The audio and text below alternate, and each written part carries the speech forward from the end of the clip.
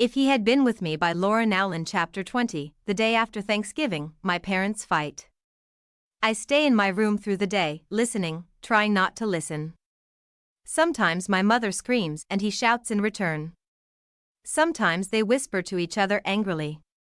Sometimes there are silences. Doors slam again and again. At noon I go downstairs and steal some cheese from the refrigerator. The voices falter and fall quiet until I am safely upstairs again. I lay on my bed in late afternoon, watching a patch of light move across the floor, my throat tight, my body still. This is the saddest part of any day, when too much time has passed to create happiness while it is still light out. It's too late. The daylight has been squandered on my immobility. The patch of light falls still, it begins to fade. It will be better when it is gone.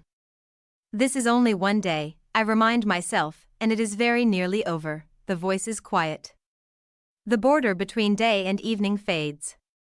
No one calls me to dinner. The sun is gone and my room is dark, but I do not move to turn on a light. I let the darkness move over me and I am still. A crash downstairs jolts me. I spring up into a sitting position. The voices begin again downstairs. They grow. They shout. A door slams. The voices are outside now. I move to the window. I cannot see them, only the side yard and Finney's dark window. In the weeks since the war, the line drawn between my friends and Finney's has become a wall of ice. No longer are there civil exchanges between them and us in class or when our paths cross in the halls or restrooms. We all do our best to pretend the others do not exist. Finney and I have not spoken since the day I stole the table back from him. I lean my forehead against the cool glass and close my eyes. My parents' voices are clearer now, even though they speak more quietly. I listen to the purr of my father's car driving away. My mother begins to cry. The gravel crunches under her feet as she walks inside. I flick the light, switch on. My body reacts to the light. I am suddenly alert. I pick up my book and lie down on my bed. The house is quiet again. It isn't long before the knock I am expecting comes. The door creaks open and my mother's head peeks in. She smiles at me as if her eyes aren't puffy. "I'm going over to Angelina's, sweetie," she says. I want to throw my book at her. I want to ask her what's the point of pretending everything is fine, which would hurt her far worse than the book. "Okay," I say.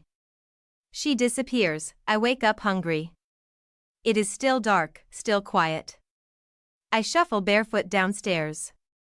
Everything in the old house creaks under my touch. I heat up the leftover mashed potatoes and watch them spin in the microwave. I'll enjoy the meal more this time. It was an awkward Thanksgiving. Every Thanksgiving and Christmas for as long as I can remember, my father has sat at the head of the table, the mothers on either side of him, and Finney and I next to them, across from each other. Yesterday Finney sat in his mother's spot instead of across from me. The mothers glanced at each other but didn't say anything in front of us. They've accepted that we aren't best friends anymore, but I could see they won't accept us not being friendly. All day, we never crossed the line between us. We only spoke when one of the parents spoke to us first. And there was nothing they could say that would make us speak to each other. The mothers probably would have said something eventually, but whatever had erupted between my parents today had been brewing yesterday, and it was probably all too much for them too. I felt bad for Aunt Angelina and Finney. I wondered if they would have been happier in their own home, where there are no divisions, no unspoken contention. I take the plate out of the microwave and reach into the fridge. I take chunks of the cold white meat into my hands and drop them onto my plate. As I stand upright again, I look out the window. The kitchen light is on in the house next door. I imagine Aunt Angelina and my mother sitting across from each other at the kitchen table, mugs of tea between them. The wind shakes the leaves and I have a sudden urge to go outside. The gray world out there looks inviting, velvety and cool. I glance at the clock. It's just after 1. There is no one at home to care what I do tonight. I take my plate in hand and head out to the front porch. On the other side of the threshold, the air is cold and damp on my skin. The floorboards chill the soles of my feet as I sit down on the steps. I realize that I have forgotten the fork. and then decide not to care. I grab hot chunks of the potatoes and lick my fingers. It's a silly rebellion, eating mashed potatoes with my bare hands on the front porch after midnight, but it's what I have at the moment. I eat the cold turkey more slowly, picking through the pieces carefully, taking small bites from my fingers. When I am finished, I lay the plate to the side and lean against the porch railing on the right. The wind is blowing through the trees again. I shiver, but I do not move. I want to see how long I can stand it out here.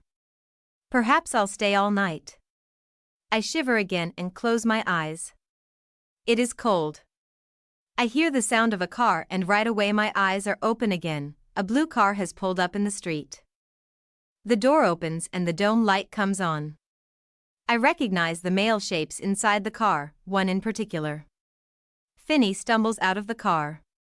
He laughs and says something to his friends. They shout something back and he puts his fingers to his lips. He waves and they drive away too quickly. I watch him walk up the lawn. I cannot see his face, only the shape of him against the night. There is something odd about his gait tonight. His steps are too small, and he leans too far forward. He's feeling his jeans pockets as he walks. The light from the kitchen window makes him clearer as he comes closer. He stops a few feet from his porch and frowns. I lean forward to try to see him better, to see what is making him frown, and the steps creak beneath me. Finney looks up and our eyes lock. My breath catches in my throat. Hey, he says after a moment. Hey, I say. He stares at me, still frowning. No tiara, he says. What? You're not wearing a tiara, he says. He sounds odd, his words slurred together as if he were very tired. I'm in my pajamas, I say. Oh. He sways slightly. Are you drunk? I ask. I've never seen someone drunk before. Yeah, kinda, he says. You probably shouldn't go inside then, I say. He still has not looked away from me. Sweet, shy Finney, drunk. Even though I'd heard about it, even though I'm seeing it, it's still hard for me to believe. Why? He says, the mothers are in your kitchen. Oh. He sways again. Can I come sit for a while? He says, sure, I say. He stumbles over to me and sits down heavily on the steps. He lets out a long breath and leans his head back against the railing. Mrs. Adams, our health teacher, made it sound like alcohol turned you into a different person. Finney is the same as always though, just a little unsteady, a little friendlier toward me than yesterday. I can't find my keys. He says, that's not good, I say. He nods in agreement, then looks at me again. I'm hunched forward, rubbing my bare arms. Are you cold? He says. I nod. It's bearable though, I may still make it to morning. Here. Finney starts to struggle with his Letterman jacket. No, don't, I say. This must be what alcohol does to people, it makes them forget all the carefully drawn lines in the world. Come on, Sylvie, take the jacket, he says, holding it out to me. Autumn, I say, huh? He frowns. My name is Autumn. You just called me Sylvie, I say. His frown deepens. Oh. I'm sorry, Autumn. Take the jacket, Autumn, he says. He leans forward so that the jacket is practically in my lap. I sigh and take it from him. It is warm and smells of him. I slip it on and wrap it tightly around me. There, he says. He leans back, satisfied, and regards me. It fits you, he says, the jacket? I say. I hold out my arms so he can see how the sleeves dangle far past my wrists. No, Finney says, your name.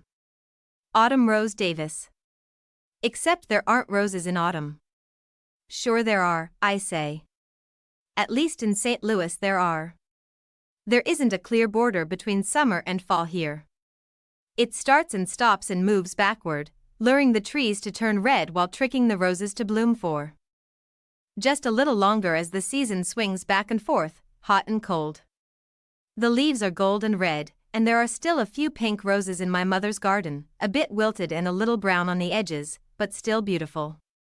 I had admired them without making the connection to my name, but I have to admit now, it does fit me, pretty, but doesn't belong, yeah, he says, drawing the word out. But there aren't supposed to be roses in autumn. Things aren't always the way they're supposed to be, I say. There is a long silence after that. I look away from Finny and out at the long, dark lawn separating us from the street, and the clouds hiding the stars from us. I pull the jacket tight around me again. Something shifts inside his pocket. I reach inside and my fingers close around an easily recognizable object. I smile. Here, I say, and hold out his keys to him.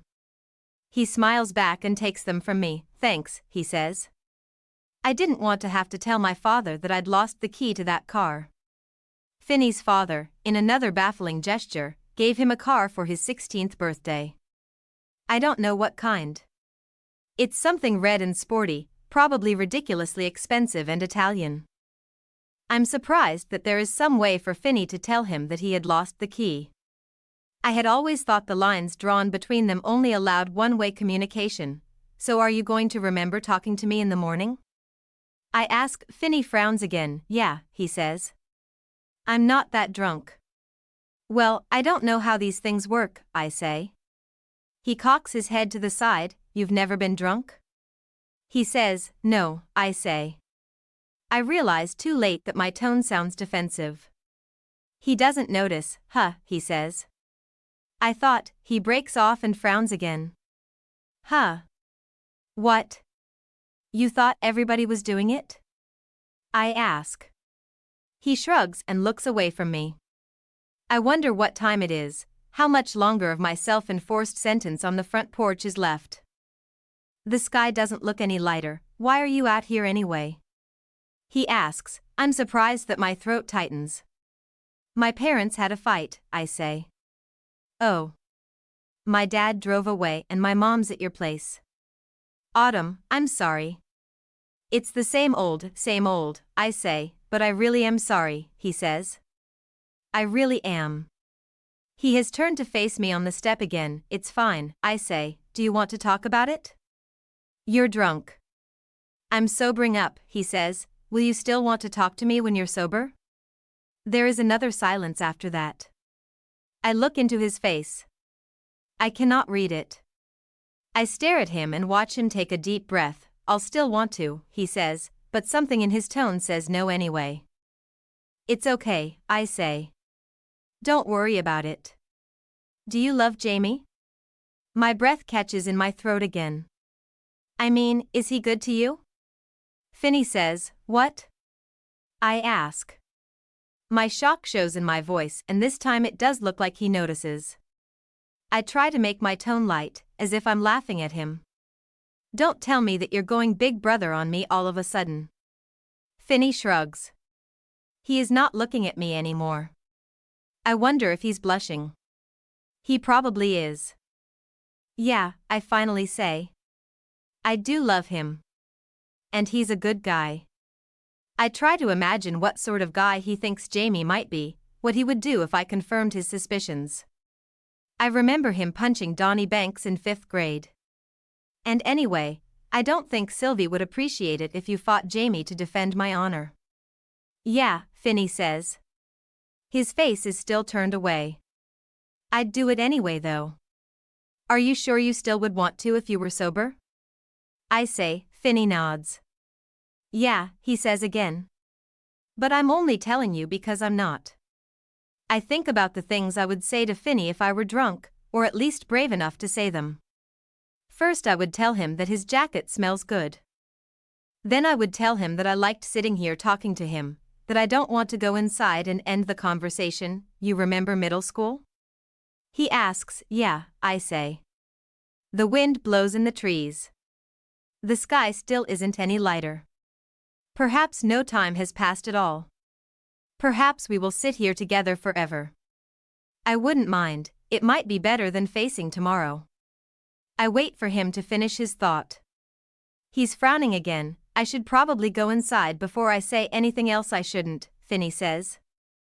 I think I can fake it enough to get upstairs. Oh, okay, I say. He stands up and looks at me. You're not going to stay out here, are you? He asks. I shake my head. No. I guess not, I say. I stand up and start to take off his jacket. He opens his mouth and starts to put his hand out like he's holding traffic, then stops. He takes the jacket from me. Thanks, we say at the same time. We both smile weakly. Good night, I say. He nods and walks off the porch. Hey, wait, he says. I look back at him. He is standing at the imaginary line that divides my yard from his. It's a little past my curfew now. If Mom's mad in the morning, can I use you as an excuse? Sure, I say. Tell her I bawled my eyes out on your shoulder. He smiles again. She'll love that, he says. Not you crying, but, you know. Good night, he says. I turn away again and go inside. I lie in my cold bed and look at the light coming from Finney's bedroom window. I remember how, whenever I was sad, I would signal him with my flashlight, and he would take the cup up on his side of the string strung between our windows, and we would talk until we both fell asleep. It's a long time before the light goes out.